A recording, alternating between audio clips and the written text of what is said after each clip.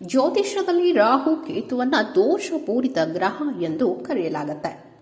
ರಾಹು ಅಥವಾ ಕೇತು ಸದಾ ಕೆಟ್ಟದ್ದನ್ನೇ ಉಂಟು ಮಾಡುವವರು ಎನ್ನುವ ನಂಬಿಕೆ ಸಾಮಾನ್ಯವಾಗಿ ಇರುವಂಥದ್ದು. ಆದರೆ ಅದು ಹಾಗಲ್ಲ. ಕೆಲವೊಮ್ಮೆ ರಾಹು ಮತ್ತು ಕೇತುಗಳ ಸಂಚಾರವೇ ನಮ್ಮ ಅದೃಷ್ಟವನ್ನು ಬೆಳಗಿಸುತ್ತದೆ. ಮುಂದಿನ ವರ್ಷ ಅಂದರೆ 2025ರಲ್ಲಿ ರಾಹು ಮತ್ತು ಕೇತುಗಳ ಸಂಕ್ರಮಣ ನಡೆಯಲಿದೆ. ಈ ಕ್ಷಣದಿಂದ ಕೆಲವು ರಾಶಿಯವರ ಜೀವನದಲ್ಲಿ ಅದೃಷ್ಟದ ಬಾಗಿಲು ತೆರೆಯಲಿದೆ.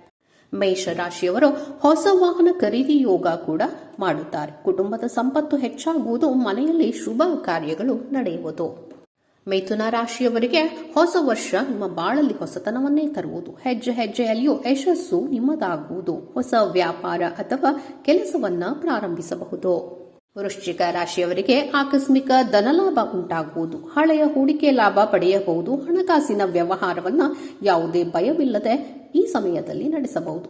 ಸ್ಪರ್ಧಾತ್ಮಕ ಪರೀಕ್ಷೆಗಳಲ್ಲಿ ಯಶಸ್ಸನ್ನ ಪಡೆಯಬಹುದು. ಮಕರ ರಾಶಿಯವರಿಗೆ ಒಡಹುಟ್ಟಿದವರೊಂದಿನ ಸಂಬಂಧವು ಉತ್ತಮವಾಗಿರುತ್ತದೆ. ಆಕಸ್ಮಿಕ ಸಂಪತ್ತು ಗಳಿಸುವ ಅವಕಾಶವಿರುತ್ತದೆ. ಉದ್ಯೋಗ ಬದಲಿಸುವ ಯೋಚನೆ ಇದ್ದರೆ ಇದು ಸರಿಯಾದ ಸಮಯ.